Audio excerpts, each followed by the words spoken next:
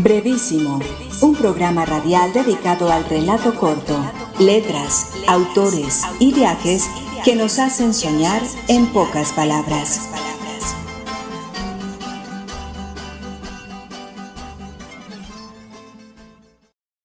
Hola, bienvenidos a una nueva emisión de Brevísimo, un programa dedicado a las formas breves de la literatura.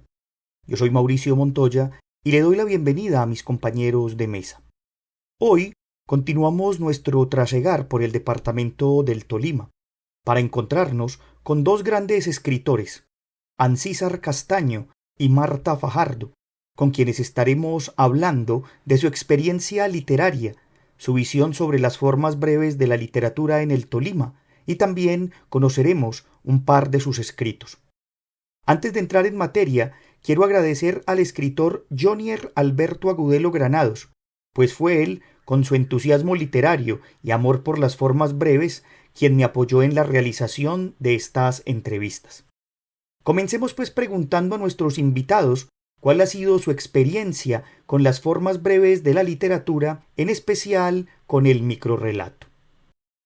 Mi experiencia nace de pretensiones poéticas, es decir, creo que muchos de los que escribimos minificción comenzamos escribiendo poesía, pero la poesía que escribíamos tenía mucha intención narrativa y que se salía un poco del formato de lo poético en cuanto a que no manejaba tanto las imágenes como unas intenciones de trabajar de algo además de lo poético. Entonces, creo que los primeros mini relatos que yo escribí, yo misma los consideré poemas, pero eran como, tenían como una intención reflexiva, una intención narrativa que no cuadraba muy bien con la poesía.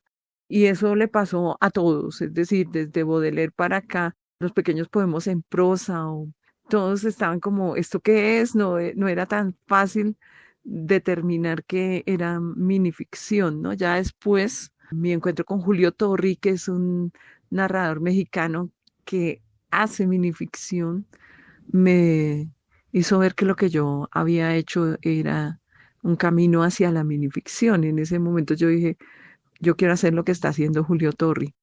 Y luego Arreola. Ellos dos son bien importantes. En México se va dando como ese paso que fue el que yo seguí.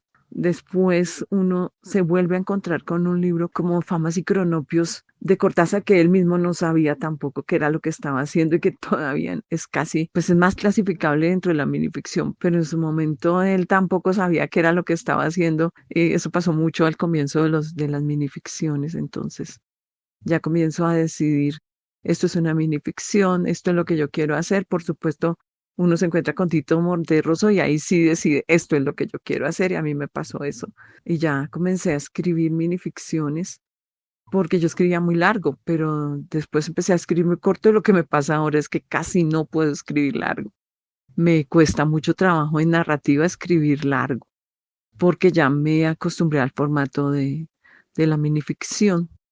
Yo trabajo mucho con minificción que tiende a lo narrativo y a lo poético. Son las dos que me gustan más, aunque a veces trabajo con la minificción tradicional, más tradicional, que es la que intenta llevar a la reflexión o al aprendizaje, que es muy oriental, ¿no? Y que me gusta mucho a veces.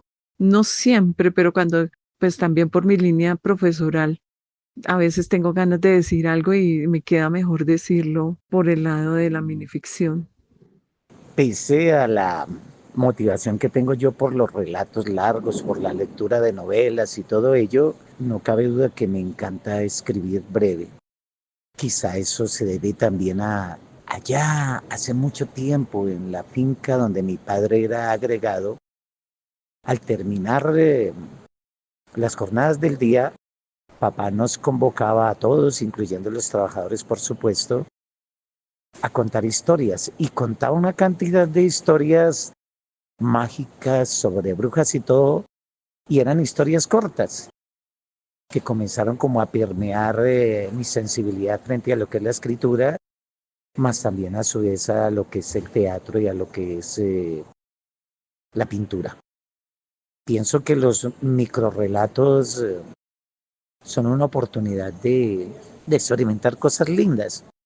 Luego, por un tiempo me dediqué a la poesía, comencé a escribir historias relativamente cortas, con sobre todo una actitud empírica, generada desde lo que me iban motivando mis profesores de literatura en el colegio, más también por la influencia enorme de la vida cotidiana llena de ficción y de magia, gracias a mi padre y a la disciplina de mi madre. Ya para el año 95-96, ya más involucrado en el teatro y todo ello, estaba buscando una forma de escribir teatro diferente a la que me había enseñado ese maravilloso maestro Fernando González Cajiao. Y comencé a pensar en que desde la escena o desde situaciones cotidianas, yo podría primero escribir una historia lo más breve posible y a partir de ella ir transformando esa historia en escenas para pasar de un lenguaje netamente narrativo a un lenguaje dramático que pudiese ser explicitado abiertamente en el escenario. Es más o menos como un inicio y desde ahí comienzo a escribir de forma breve hasta ahora. Maestros, ¿cómo llegaron a este género literario? ¿Cuáles son sus autores de cabecera y qué temáticas trabajan en su construcción literaria? Llegamos a la minificción, yo creo que por medio de la lectura uno empieza a leer a un autor, a otro. Yo leí muchos mexicanos en una época y estaba obsesionada con Julio Torri, como ya dije en la respuesta anterior, y me gustaba mucho lo que él hacía. Y de Torri salté a Arreola y después a Tito Monterroso, que es guatemalteco. Creo que los tres me dieron como esa posibilidad de entender qué era la minificción. Ahí entro yo. Mis autores de cabecera, bueno, ahora son muchos. Kafka, creo que me enseña todos los días mucho sobre minificción. Ana María Chua es alucinante para mí. Luisa Valenzuela. Ellas dos son dos pioneras y me gusta de Luisa Valenzuela la forma en la que asume un proyecto que es casi político y en Ana María Chua la extensión, es decir, en ella es la paradoja de que ella puede hacer un libro con más de 1000 minificciones sobre un tema y hacer eso, explorar un tema de la forma en la que ella lo hace, me encanta, me seduce mucho esa idea. Ya hay otros que se van quedando porque leíste una vez y dijiste, este es una maravilla, pero después no encontraste sino ese cuento que te gustaba y otros no tanto. Pero los clásicos son importantísimos para mí. En Norteamérica se cultiva mucho la minificción y otras ficciones y otras formatos que son muy cortos y que me llaman también mucho la atención y que en cierta medida están en ese mundo de lo pequeño, de lo nano. Hay un poeta de haiku que se llama Kobayashi Isa, que logra en sus haikus unas narraciones tan hermosas con solo 3 versos y que para mí, aunque sea un escritor de haiku, es una de mis grandes inspiraciones a la hora de escribir por la intensidad que él logra. Y es alguien que es considerado como un rebelde en el haiku clásico porque toca temas que son menos ligados a la naturaleza, a lo descriptivo que hay un poco en el haiku y se internan las emociones, como ese tan hermoso que dice, de no estar tú, demasiado enorme sería el bosque.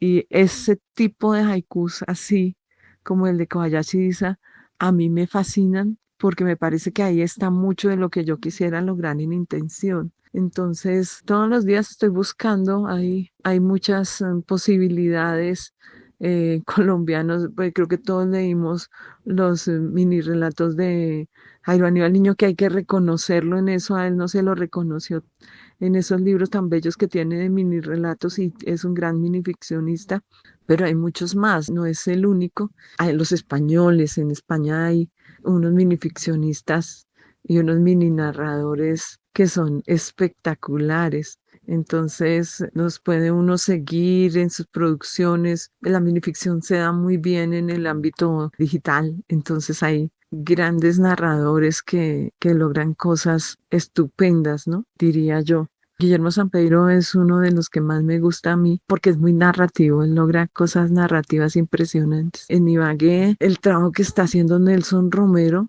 Me fascina. Él trabaja entre la poesía y la minificción con un descaro, porque lo que él hace es muy descarado y muy atractivo, y muy divertido. Creo que cuando yo lo escucho leer sus nuevas producciones, digo, "Uf, qué maravilla poder hacer esto que él hace".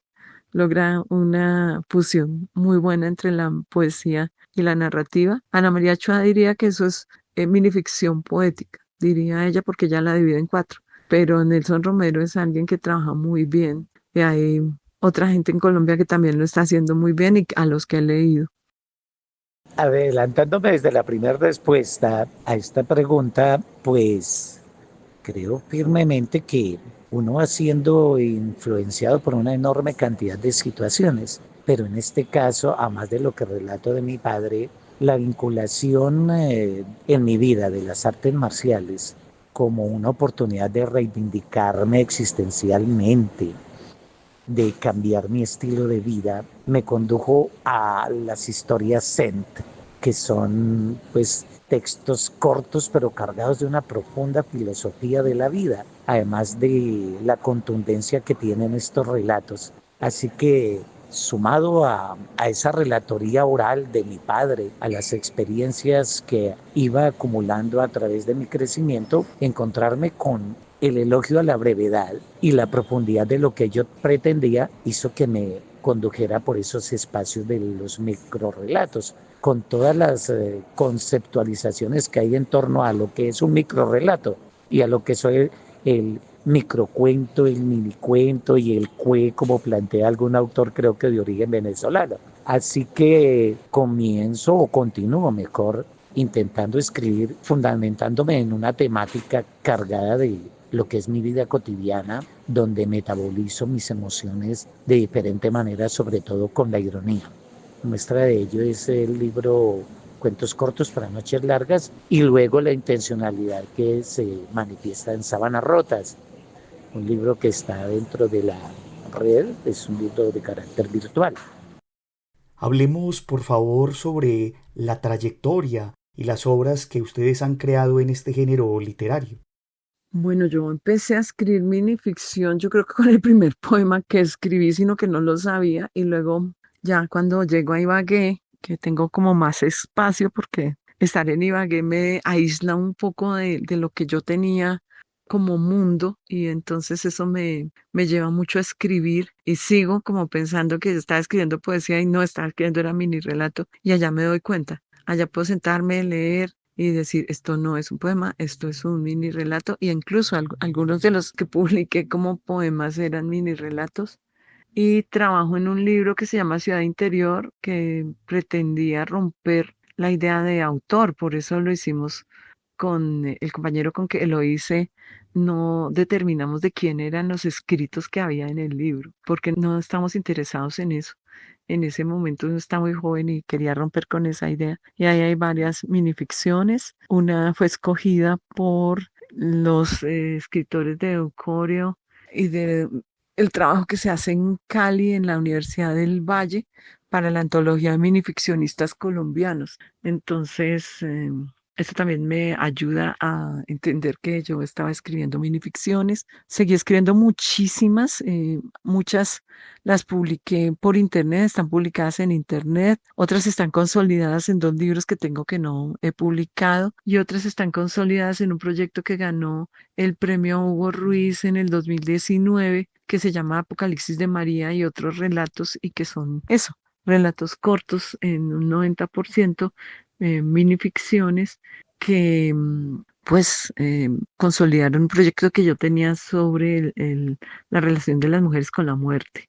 También he ganado algunos reconocimientos internacionales y nacionales en premios por minificciones, una sola que uno lleva a un concurso y pues gana. Y después están publicadas por internet o están publicadas en libros. Ese es como el recorrido y mi trayectoria en el género literario. Yo diría que soy más lectora que productora, es decir, todo lo que leo es más que lo que produzco en minificción. Es un recorrido desde el año 96 hasta la fecha que sigo escribiendo minificciones y que sigo encontrándolas en mi camino.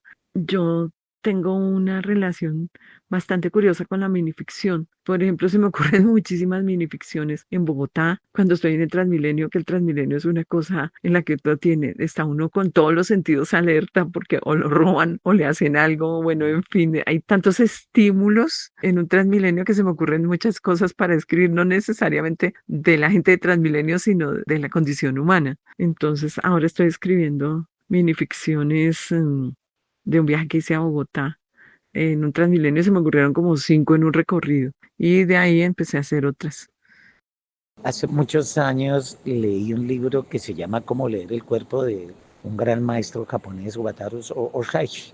Y él planteaba que había empezado su escritura a los 50 años cuando ya tenía como cara propia, es decir, cuando había una identidad frente a toda su producción y a ese metabolismo progresivo de lo que era su vida decantada y reflexionada. Creo que por eso el volumen de mi producción no es aparatoso. Publiqué en el 2008, creo, el libro Cuentos cortos para noches largas, que son de microrrelatos. Luego salté a lo que es también la brevedad dentro del poema, pero que también es una narrativa muy interesante, como es el haiku, y escribo el libro Aromas a Haiku. Posteriormente, casi al año siguiente, se publica a través de Pijao Editores el libro Sábanas Rotas, que aludí en la anterior pregunta, y pues tengo en el archivo Teatro Breve, Blancos, Negros y Grises, que es un libro de poemas, y la segunda parte de lo que yo llamo Cuentos cortos para noches largas, todavía pensando en qué título le voy a colocar. De todos modos, pues hay mucha actividad, sobre todo en la parte cuenteril. La oralidad para mí ha sido fundamental y la posibilidad de manifestar de manera breve todo aquello que nos estimula y nos conmina a contar historias, pues debe de hacerse. Usted está escuchando Brevísimo, un programa para gente de pocas palabras. Como docentes, seguramente han tenido varias experiencias. Compártanos, por favor, sus trabajos en talleres, en sus momentos de diálogo y qué recuerdan con especial interés en relación con los participantes. Mi vida como educador me ha permitido pues estar en contacto permanente con aquellos que algunos llaman los discípulos, pero que fundamentalmente son nuestros maestros. El ser discípulo y el ser maestro es una situación completamente imbricada que no desaparece en ningún momento.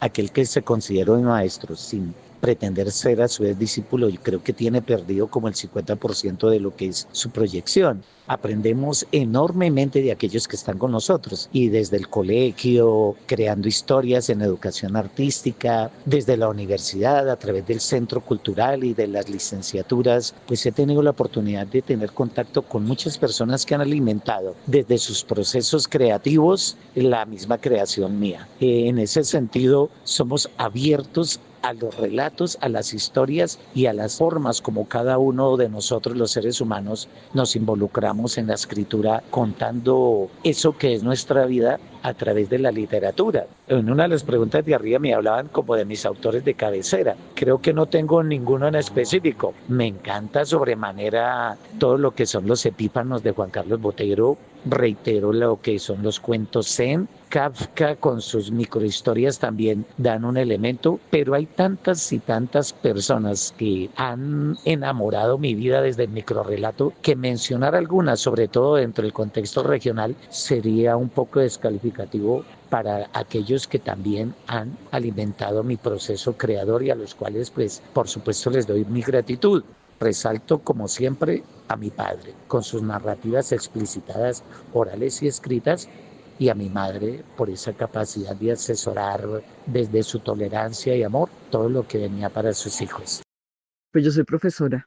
Antes que cualquier cosa en el mundo, yo escogí ser profesora. Y cuando uno escoge ser profesor, lo que quiere es compartir lo que descubre. Incluso creo que en el caso de la literatura lo hago para tener interlocutores. Entonces, desde que empecé a trabajar en la Universidad de Ibagué, se me dio la posibilidad de tener a mi cargo un proyecto que es un proyecto de formación no formal, pero es formación invisible en la universidad, que es el proyecto Liberatura, que es un proyecto de promoción de lectura y de escritura creativas. Y como promoción de lectura tenemos el programa Tertulia al Aire y La Tertulia. Tertulia al Aire es de radio y Tertulia es una reunión que hacemos semanalmente. Ahora está coordinada por Jesús Ramos, porque yo ya estoy saliendo de la universidad, entonces hay que dejar a alguien que se encargue de las cosas formales. Esa es una tertulia formal dirigida a estudiantes y a público en general que quiera ir a hablar.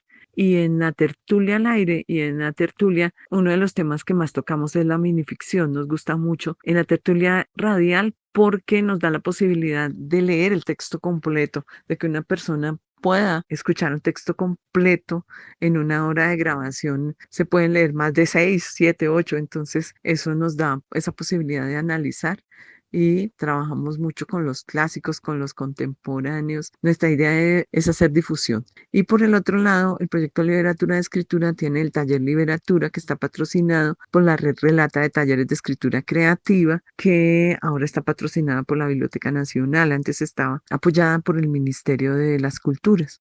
Y allí pues llevo desde el 2008 trabajando narrativa y poesía, pero separadas. Entonces, en narrativa tenemos ficción, no ficción y la última unidad siempre es minificción. No empezamos con la escritura corta, sino con la escritura larga, porque aunque a nadie le parezca, la escritura corta requiere de un trabajo más agudo para el escritor, de un conocimiento total, por ejemplo, de cuestiones técnicas como la puntuación, como el uso preciso de los verbos, como la determinación de las acciones y de los personajes. Entonces, escribir minificción es más exigente y requiere más técnica que escribir ficción. Incluso voy a decir una cosa que no le va a gustar a algunos, pero pues siempre la sostengo, no voy a dejar de decirla por eso. Es que es más fácil para mí escribir una novela que un conjunto de minificciones. Y en el taller trabajamos esto, hemos tenido pues unas grandes alegrías porque en la minificción se ha destacado un profesor tolimense muy joven que es Juan Romero y que ha ganado muchos premios con sus minificciones. Un concurso en el que siempre participamos nosotros, este año no salió, pero es Cuentos cortos para esperas largas y es uno de los trabajos que más hacemos en el taller es apuntar a que nos publiquen en ese concurso porque trabajamos para aquello. Nos gusta participar muchísimo en concursos de minificción. Nubia Alvis también está haciendo un trabajo muy bueno de minificciones. Ella tiene una mezcla de surrealismo que logra cosas muy importantes. Daniel Montoya tiene también libros de minificción que fueron producidos con apoyo a veces del taller, aunque él pues ya venía como minificcionista. Daniel Padilla trabaja con sus aforismos y con algunos de sus poemas que también son minificciones y todos ellos han tenido que ver con nuestro taller. Luisa Fernanda Pérez ha ganado reconocimientos como minificcionista, tiene una voz muy interesante dentro del aire de las mujeres colombianas que cuentan minificción. Cervera también escribe una minificción muy cercana a la poesía, él se ha ganado premios de poesía en Ibagué y escribe esa minificción cercana y ellos dos son personas que en algún momento fueron miembros destacados de nuestro taller de literatura.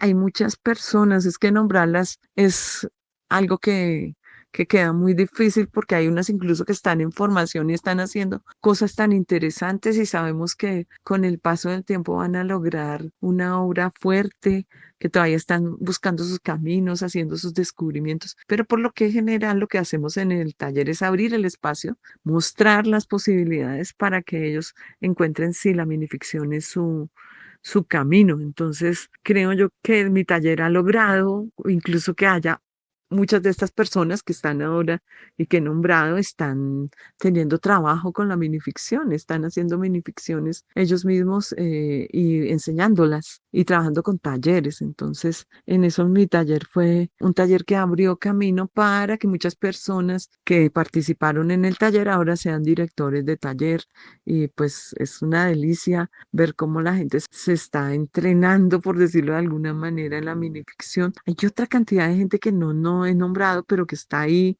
pues porque o no está en contacto con el taller, pero que sí ha logrado unos trabajos muy grandes. Entonces, Pero como la pregunta es sobre el taller, pues eso es lo que he hecho. Lo que yo abro siempre en el taller son caminos que ahorran espacio, es decir, teoría retórica, formal, etcétera, que le da a una persona que es juiciosa la posibilidad de ponerle forma a todas las ideas que tiene y ahorrarse camino en las búsquedas formales. Por favor, hablemos de quiénes son para ustedes los nuevos referentes de la minificción en el Tolima y quiénes han sido los grandes escritores de este género que ha dado esta región. Esto se pone en el ojo del huracán, ¿no? Porque hay cantidad de hombres y mujeres que están escribiendo en este momento minificción. La mayoría o muchos no son reconocidos ni han dado ese salto donde los medios, los intereses económicos y otra cantidad de factores inciden en que no sean como reconocidos. Pero sí le voy a contar, entendiendo lo que planteaba al principio, cuáles son los límites de la minificción con esas discusiones teóricas que hay al respecto y a las cuales pues yo no me voy a involucrar, pero puedo mencionar al maestro Libardo Vargas Celemín, a mi gran amigo Dagoberto Páramo, a Elmer Hernández, a Eduardo Mendoza, a Triunfo Arciniegas, al compañero Chen, con el que tuvimos muchas vibraciones de carácter poético, a Omar Alejandro Villamarín, a Daniel Padilla, que a veces se compromete con los textos cortos, teniendo en cuenta que sobre todo él se compromete con la poesía. Reitero, ya a nivel pues de mujeres, hay muchas que hacen sus pinos o hacen sus procesos creativos y todavía no han salido a la luz pública a nivel de las editoriales, pero que tienen unas estructuras muy bellas.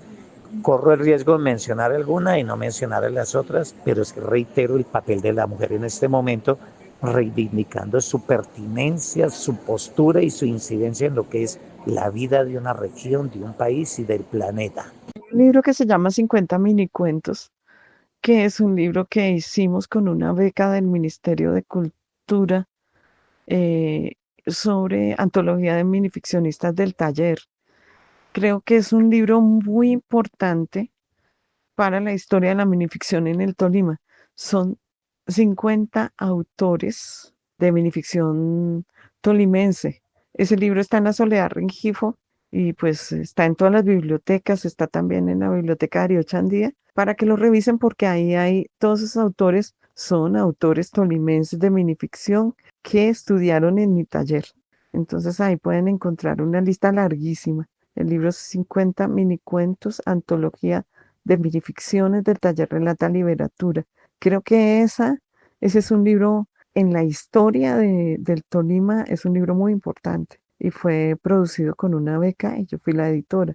Podrías buscarlo, creo que lo puedes buscar porque es que ese libro es un libro que ganó un proyecto y lo hicimos con un diseño tan hermoso que ya hay muy pocos, porque es un libro que al tiempo tiene un flipbook, o sea, cuenta una historia visual, es un libro juguete. Entonces nosotros lo regalamos y terminamos, los 1000 ejemplares que teníamos, terminamos con muy pocos. Entonces por eso no te puedo hablar de que te toca buscarlo por las bibliotecas, pero en la biblioteca Darío Chandía seguramente está porque nosotros hicimos el depósito legal. Maestros, ¿cómo ven ustedes el futuro de la minificción tolimense? Creo que en este momento el futuro de la minificción en el Tolima es muy halagüeña. Como le decía, hay enorme cantidad de autores en el magisterio y en la vida cotidiana, mucho joven escribiendo hermoso. Los docentes de lengua castellana en las instituciones han dado una cantidad de semillas que comienzan a tener sus frutos, muchas ventanas que ha abierto la virtualidad. En mi colegio, por ejemplo, el Antonio Reyes Umaña, los profesores de lengua castellana, entre otros la profesora Elena, la profesora Marcela, están haciendo unas actividades bellísimas de motivación que creo que es lo más importante. Cómo recuperar o cómo incentivar o cómo abrir esas ventanas a la creación que a veces quedan como muy cerradas desde la casa en estas últimas generaciones donde como que la influencia de los padres directamente en el hábitat de sus hijos se ve torpedeada por los compromisos existenciales para sobrevivir al día a día. En ese sentido, es muy importante reconocer los trabajos que se hacen desde las diferentes agrupaciones no gubernamentales, sobre todo dentro del campo del arte, buscando esos viajes, ¿no? Ese deambular maravillosamente desde una disciplina a otra, entendiendo que el arte como tal siempre explicita narrativas, que de pronto desde sus apreciaciones teóricas y de génesis, pues tienen sus características y peculiaridades, pero que en el fondo son narrativas de todo aquello que es capaz de estimular en los seres humanos las ventanas hacia la creación.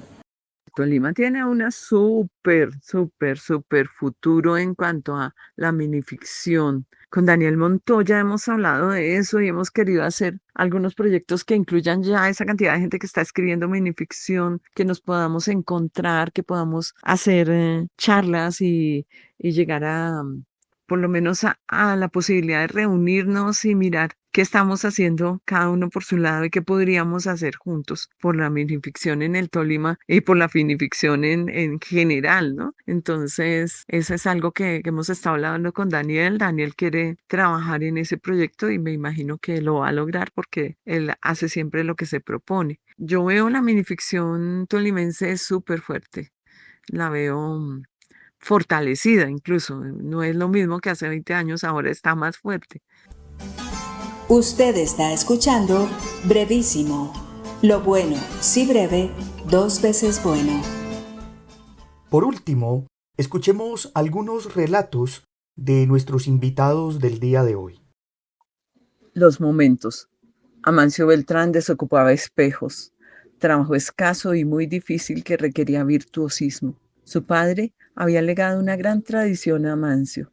Los espejos se llenan de imágenes, se abarrotan, y hay momentos en los que las imágenes se mezclan. Solo lo notan los sensibles, pero sensibles hay muchos en el mundo. Amancio llegaba en la madrugada a las casas en que se requería su trabajo, identificaba los espejos y preguntaba sobre las imágenes que debía retirar. Algunos pedían que todas, algunos solicitaban conservar la de un hombre, una mujer, un niño, o a veces la de sí mismos. No se trataba de imágenes aterradoras. Esta no es una historia de terror. Eran imágenes de tiempos felices, de personas que ya no estaban, de personas que murieron, se fueron o simplemente envejecieron. Y sin embargo, algunas de esas imágenes dolían. Amancio se ubicaba frente al espejo y abría su maletín en el que otro espejo de plata atraía la atención de las imágenes. De los espejos volaban mujeres y hombres desnudos, senos, bocas, cuellos, collares, niños que por primera vez se descubrían, hombres vestidos de seda, sonrisas, gestos obscenos. En casa, cuando Amancia regresaba de su labor, iba al sótano y allí descargaba cada imagen en el espejo organizado por temáticas. Cuerpos con cuerpos, sonrisas con sonrisas. Qué placer el de este hombre, cuyo privilegio era la contemplación exquisita de los momentos. Bueno, leo un par de cuentos que están en proceso. Cuando murió la madre del poeta, este ocultó el llanto entre sus versos. Aún hoy, cuando el libro es abierto, este destila de sí el dolor de la ausencia. Escondidos en las noches de luna nueva, los morenos cimarrones escapan de los cazadores. Presuntamente ya a salvo, no pueden evitar un despilfarro de alegría. Al día siguiente, en la aldea, se pueden observar en el árbol grande a la entrada del pueblo a todos ellos, colgados como frutos no deseados. Su blanca y abierta sonrisa los había delatado. Deconstrucción del puente. Este puente va de un lado a otro, pero no tiene orillas. Debajo pasa cualquier río, caudaloso o delgado como quebrada. La altura del puente es considerable, tanto que yo misma no la sé y yo lo construí. Le he diseñado la baranda baja. Puedes pasar tus piernas con facilidad, puedes saltar cómodamente. No dejo que circule el viento por aquí. Puede distraerte de tu propósito. En el horizonte siempre serán las 5:30 y habrá arreboles. Algunas gaviotas volarán hacia su hogar. Cuando saltes, recuerda que regresarás. Mi puente no te llevará a donde deseas. Del libro Cuentos cortos para noches largas, voy con estos dos súper cortos. En el circo pobre, el hombre que se comía a sí mismo murió de hambre. En la cárcel más segura del planeta fue confinado aquel ladrón de sueños, con tan mala suerte para sus moradores que perdieron sus instintos de libertad mientras dormían. Y cierro esta entrevista resaltando a un gran amigo que se nos fue muy pronto. El poeta, escritor, cuentero Humberto Villanueva. Sus obras dejaron una huella que va a permanecer en el tiempo. Grande entre los grandes. Saludos a Humberto donde estés. Con esto entonces terminamos nuestro programa del día de hoy. Agradezco a los maestros Ancísar Castaño y Marta Fajardo por compartir con nosotros sus conocimientos y sus letras. Agradecemos también a la Universidad Nacional por este espacio que nos brinda, a Jorge Benjumea en el máster, y a ustedes los esperamos para una nueva emisión de Brevísimo. Hasta pronto. Brevísimo, un programa radial dedicado al relato corto, letras, autores y viajes que nos hacen soñar en pocas palabras.